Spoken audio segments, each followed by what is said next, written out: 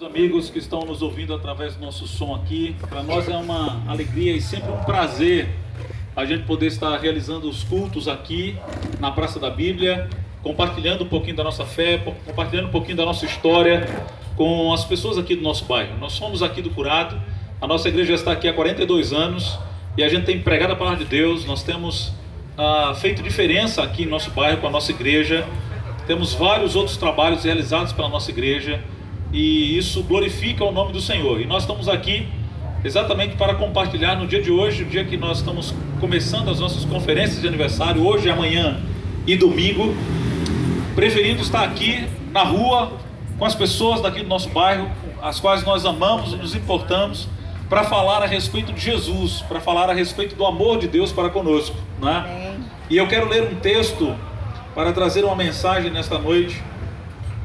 Quero ler apenas um versículo que está no capítulo 22 do Evangelho de Mateus, apenas o versículo 42.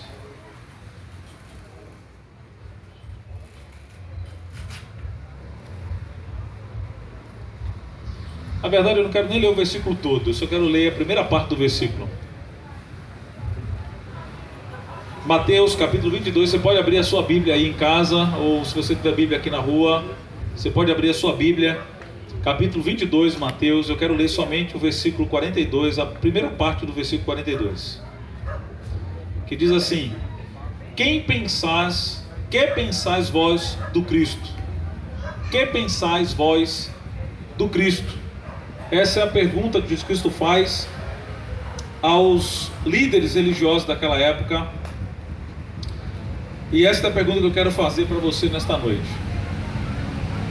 O que você pensa, ou o que vocês pensam a respeito do Cristo?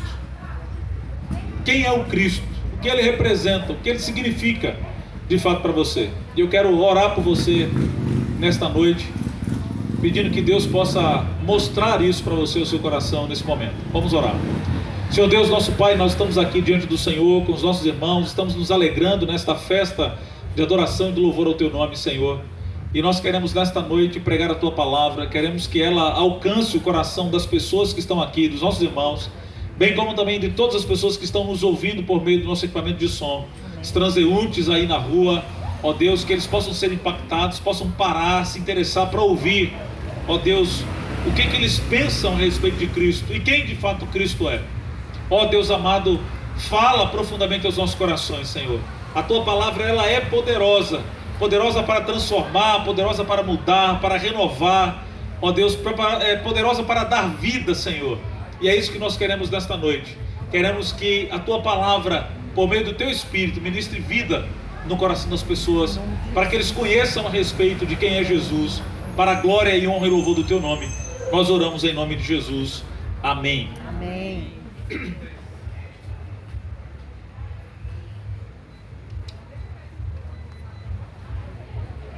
Se você der uma lida no contexto em que está escrito o capítulo 22, ou esse versículo que nós lemos, o capítulo 22 é, sem dúvida alguma, um texto em que claramente a gente percebe que havia uma perseguição e uma trama de alguns líderes religiosos, não é?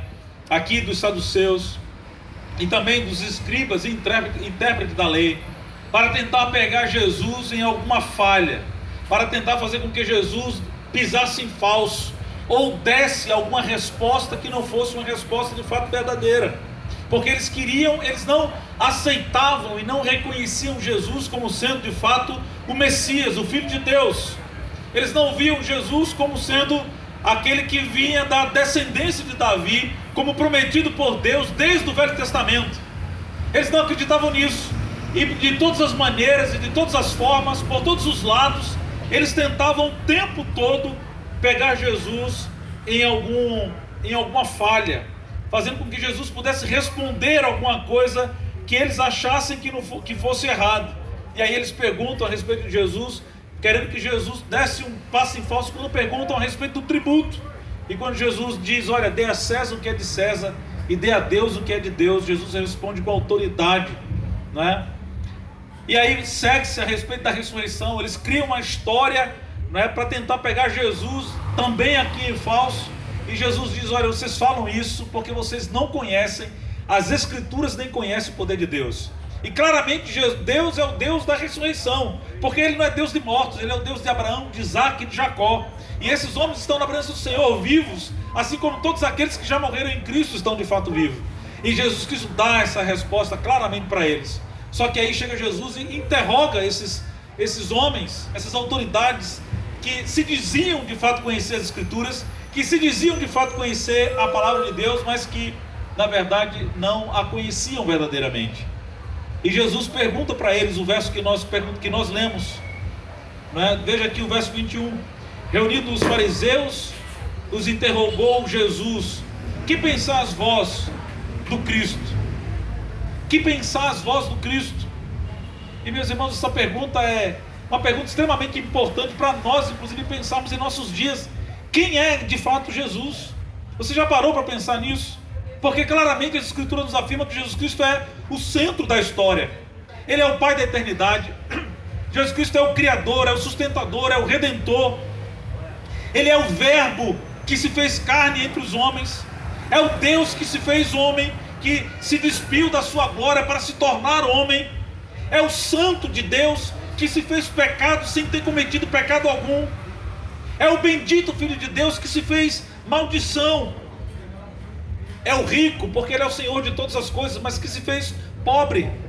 É aquele que preenche todas as coisas. Jesus Cristo é o alfa e o ômega. Ele é o começo, o interregno até chegar ao fim, não é? Ele é o começo, o meio e o fim, como diz as Escrituras. Ele é o Senhor dos senhores, o Rei dos reis. É aquele que venceu a morte, é aquele que triunfou sobre o diabo, sobre a serpente, que esmagou a sua cabeça. Paulo vai dizer que diante dele, diante de Jesus, todo joelho se dobrará, no céu, na terra e embaixo da terra, e toda língua confessará que Jesus Cristo de fato é Senhor. Mas e para vocês, ou para nós outros, quem é Jesus? Eu creio que todos nós temos uma definição, temos uma opinião formada a respeito de quem é Jesus, porque todos nós já ouvimos falar de Jesus, já leram livros acerca de Jesus, já provavelmente devem ter lido a Bíblia. Nenhum personagem na história da humanidade, não é tão contemplada com tantas literaturas do que Jesus. Muita gente, muitas pessoas do mundo todo escrevem dezenas, centenas de livros falando a respeito da pessoa, da obra, da vida de Jesus. E meus queridos, prestem atenção, esta é uma pergunta de fundamental importância. Quem é Jesus? Ou o que é Jesus para você? Ou quem é Jesus para você? Porque veja, eu não estou perguntando o que a gente pensa a respeito da Igreja Presbiteriana do Brasil, ou o que a gente pensa a respeito da Igreja Batista ou da Assembleia de Deus, ou o que a gente pensa a respeito do catolicismo. Não é o que a gente pensa a respeito da doutrina A, da doutrina B ou da doutrina C. Mas a pergunta que o próprio Jesus Cristo faz àqueles que o interrogavam é: o que vocês pensam que eu sou? Ou quem é o Cristo? Esta é a grande pergunta. E não tem como a gente responder essa pergunta sem que a gente olhe para a vida e para o ministério de Jesus. Para que a gente possa dar uma resposta plausível, nós temos que olhar para a vida e para o ministério de Jesus. E aí eu faço uma outra pergunta: qual é o propósito de fato da sua vinda? Para que a gente entenda quem de fato é Jesus.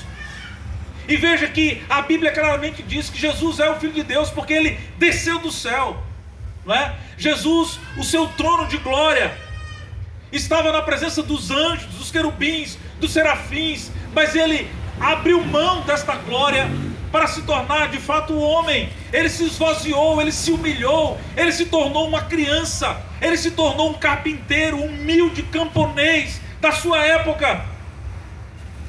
Ele mesmo afirma que sequer Ele tinha onde reclinar a sua cabeça. O profeta Isaías vai dizer que Jesus Cristo era homem de dores, que sabia o que era morrer, que sabia o que era sofrer, que sabia o que era de fato padecer. Ele carregou no seu corpo todo o pecado da humanidade. Ele foi perseguido, ele foi traído, ele foi negado, ele foi preso, ele foi acusado, ele foi espancado, ele foi cuspido, escarnecido, foi pregado na cruz, como todos nós sabemos. Ele sofreu todo o desamparo de Deus. Ele disse na cruz: Deus meu, por que me desamparaste? Ele bebeu sozinho o cálice da ira de Deus que os pecadores mereciam. Ele sofreu toda a crueldade dos homens em nosso lugar. Ele morreu pelos nossos pecados. Ele veio buscar o perdido. Ele veio de fato reconciliar o homem com Deus. Ele veio justificar o homem diante do trono santo de Deus. Jesus Cristo sofreu e padeceu e enfrentou tudo isso simplesmente para nos salvar. Ele fez isso para nos salvar. O propósito da sua vida, do seu sofrimento, de todo o castigo que veio sobre ele, sobre a sua vida, foi simplesmente para pagar o preço para nos salvar. E ele disse: ninguém tira a minha vida, eu espontaneamente dou a minha vida por vocês. Ele tinha plena consciência do seu ministério, da sua obra. O propósito da sua vinda era um propósito redentivo, era um propósito salvador. Ele veio para morrer em nosso lugar. Ele veio para nos salvar de fato.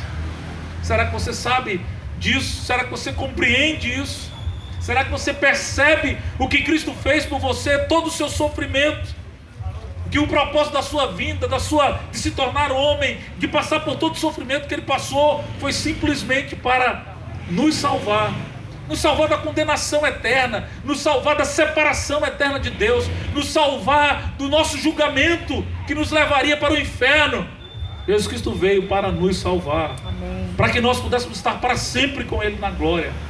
Ele passou tudo o que Ele passou, por amor a mim, por amor a você, para salvar a nossa vida da condenação, do inferno, da presença do diabo, para que a gente pudesse estar para sempre na presença de Deus. Ele veio salvar a minha vida e salvar a sua vida. Veja, queridos, quando a gente faz essa pergunta, o que a gente pensa a respeito de Jesus? Se a gente não olhar de fato para esse propósito, de fato de quem é Jesus, não é? Jesus é o Cristo. Ele é o centro da história, né? Jesus Cristo é essa pessoa de fato extraordinária, maravilhosa. Ele veio com o propósito de fato nos salvar, nos redimir, para nos aproximar de fato da presença do nosso Deus. E, meus queridos, é importante a gente pensar também que a gente olha para Jesus para entender de fato quem é Jesus. É claro que a gente tem que entender o propósito da sua vinda, mas a gente tem que entender também que nesse propósito da sua vinda, a gente precisa olhá-lo diante daquilo que Ele nos ensinou. Temos que olhar para Jesus como sendo mestre, como sendo Senhor. Nós temos que olhar para Jesus, para vê-lo de fato como Filho de Deus, e veja todo o legado de ensinamento que Ele deixou para nós. O que é que você pensa de fato de Jesus? Que Ele é de fato o nosso mestre. Aqueles que foram prendê-lo sempre voltaram de mãos vazias e disseram: ninguém jamais falou como esse homem falou. Ele fala como quem tem autoridade. Ele não estava falando da boca para fora, ele não estava ensinando da boca para fora como ensinavam os fariseus. Ele estava ensinando como quem tinha vida, como de fato tinha, como quem tinha de fato autoridade, que não só falava da boca para fora, mas que vivia aquilo que ensinava, aquilo que falava. Ele falava com autoridade e não como os escribas e fariseus. Ele era distinguido pela natureza dos seus ensinos, pela excelência do exemplo que ele dava, pela riqueza dos seus métodos e das maneiras extraordinárias com que ele calava os seus opositores e a maneira como ele ensinava as pessoas que se assentavam de fato para ouvi-lo. As pessoas saíam saciadas, as pessoas saíam satisfeitas de ouvir os seus ensinamentos, de ouvir de fato a sua palavra. E eu acho interessante que Jesus Cristo não escreveu nenhum livro, mas a sua vida transformou a vida de muitas pessoas e tem transformado ao longo de toda a história da humanidade. Sabe por quê? Porque ele não apenas ensinou a verdade, porque ele era a própria verdade. Ele diz: eu sou o caminho, a verdade e a vida. Então Jesus Cristo, ele era de fato a essência. Ele não apenas foi um mestre, ele foi o conteúdo do seu próprio ensino. Ele era a própria vida. Era ele quem ensinava a respeito dele mesmo, de quem de fato ele era como filho de Deus, como sendo o próprio Deus encarnado, para que as pessoas pudessem de fato ver e perceber o amor de Deus para com ele. Ele não apenas foi o supremo profeta, mas ele era o próprio conteúdo das profecias ditas no Velho Testamento. Todas as profecias ditas no Velho Testamento a respeito do Messias se cumprem, se concretizam, se revelam na pessoa e na obra de Jesus Cristo. Que coisa extraordinária! É por isso que a vida de Jesus transforma e muda a vida e a história de tanta gente, de tantas pessoas, porque ele é a verdade, ele é o verbo de Deus, como diz o apóstolo João. Ele é o verbo encarnado de Deus, é a palavra proferida por Deus na criação, quando criou todas as coisas. Ele é a essência, porque ele é o próprio Deus, é a própria palavra de Deus. Que coisa extraordinária é a gente olhar e entender Jesus dentro desse contexto da sua vinda, daquilo que de fato o propósito da sua existência, como também o propósito dos seus ensinamentos. Jesus Cristo é sem dúvida aquele que ensina todas as coisas, que a sua palavra muda e transforma a vida das pessoas, assim como transformou a minha e tem transformado a vida de tanta gente aí fora.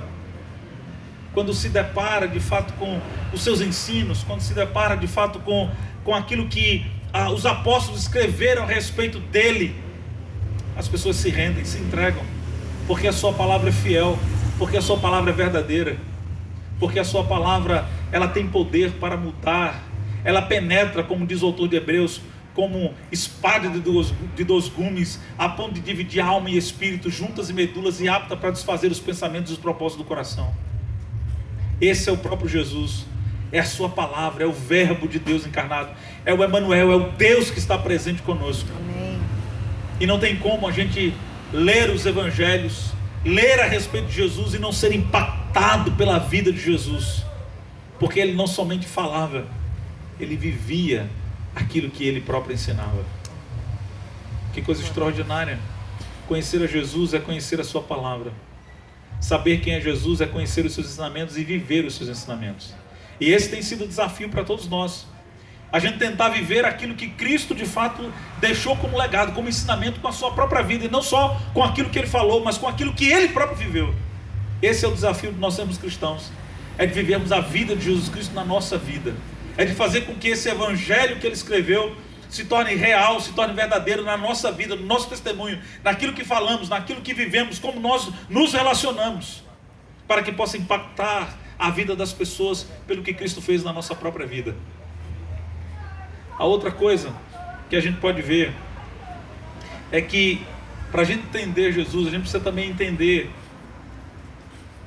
a manifestação do seu poder. Jesus Cristo era o próprio Filho de Deus, ele tinha poder. Jesus Cristo realizou muitos milagres, ele andou por toda parte fazendo bem, curando os oprimidos inclusive oprimidos pelo diabo, não somente oprimidos pelo contexto social e econômico, mas aqueles que eram oprimidos, não é, pelo diabo, aqueles que estavam acorrentados, não é, pelas forças malignas. Jesus Cristo liberta essas pessoas. Ele fez e operou maravilhas. Ele realizou coisas impossíveis aos olhos humanos. Ele curou cegos, ele purificou leprosos, ele levantou paralíticos, ele desimpediu a língua dos mudos, ele abriu o ouvido aos surdos, ele ressuscitou os mortos, ele devolveu esperança àqueles cujos sonhos já tinham sido sepultados, como aquela mulher do fluxo de sangue, por exemplo. Ressuscitado a filha de Jairo, ressuscitado o seu amigo Lázaro, curado dezenas e centenas de pessoas que tinham lepra, como aqueles 10 leprosos que são citados no Evangelho de Lucas, de gente possessa de espírito maligno, como aquele gadareno da cidade de Gadara, onde havia mais de 1000 demônios oprimindo a sua vida. Jesus Cristo manifesta o seu poder quando Ele caminha sobre as águas. Jesus Cristo fez coisas extraordinárias. Não podemos negar a essência do poder do próprio Cristo. É aquele que tinha de fato autoridade sobre todas as coisas. Os próprios discípulos ficavam abismados, admirados. Quem é esse que até o vento e o mar lhe obedecem? Jesus Cristo falava para o vento parava. Ele falava para o mar revolto e o mar revolto ficava calmo, tranquilo. Repreendia a chuva e a chuva parava. Os discípulos ficavam admirados. Quem é este que até a própria natureza se rende aos seus pés? Esse é o Jesus das Escrituras. Esse é o Jesus a quem Ele mesmo interroga para aqueles seus acusadores. E vocês, quem dizeis que é o Cristo? O Cristo é aquele que tem todo o poder sobre todas as coisas. É aquele onde nele habita a plenitude de poder. Tudo estava submisso e sujeito à autoridade do próprio Jesus. Até o próprio diabo se submete a Jesus. O diabo não tem poder quanto Jesus tem. Jesus Cristo é onipotente, ou seja, aquele que tem todo o poder. O diabo tem só poder e Jesus tem todo o poder. Jesus Cristo é aquele que manifesta o poder dele para salvar, para libertar, para dar encher de esperança, encher de vida a vida das pessoas. Pessoas que não tinham esperança alguma. Jesus Cristo dá esperança às pessoas. A mulher do fluxo de sangue mesmo, a sua vida estava destruída há 12 anos. Ela não tinha esperança alguma até encontrar-se com Jesus. Aquela mulher adúltera que estava no tanque conversando com Jesus, também não conhecia o amor nem o poder de Deus. E ao encontrar-se com Jesus, a sua vida é radicalmente transformada. Aquela outra que tinha sido pega em flagrante adultério, que os doutores da lei, os homens queriam apedrejá-la. Jesus Cristo disse: olha, quem nunca pecou que atire a primeira pedra. Nós vemos a manifestação do poder de Jesus nas coisas simples como em coisas extraordinárias. Curando leprosos, fazendo cegos enxergarem, fazendo coxos andarem, fazendo surdos ouvirem, curando e manifestando o seu poder sobre a vida de todas as pessoas, trazendo libertação. E ele mesmo diz: vinde a mim todos vós que estáis cansados e sobrecarregados, e eu vos aliviarei. Tomai sobre vós o meu jugo, aprendei de mim. Jesus Cristo estava enchendo de esperança a vida daquelas pessoas que estavam cansadas e sobrecarregadas da vida, da sua própria existência. E quantos de nós não temos e conhecemos aqui em nosso bairro que estão cansadas e sobrecarregadas? Eu quero dizer que Jesus Cristo, Ele tem poder para mudar a sua história, para transformar a sua vida, para lhe encher de uma esperança que não se limita apenas a esse tempo, que não se limita apenas a uma enfermidade ou algum problema grave que você tenha, seja no seu relacionamento, ou porque você tem um filho que usa droga, ou qualquer outra coisa. Jesus Cristo é esse que tem o poder para fazer aquilo que Ele quiser, para manifestar a sua glória, para que o seu nome de fato seja mais engrandecido ainda. Esse é Jesus, aquele que tem o poder para fazer milagres extraordinários. Mas, meus queridos, eu insisto na pergunta: e você,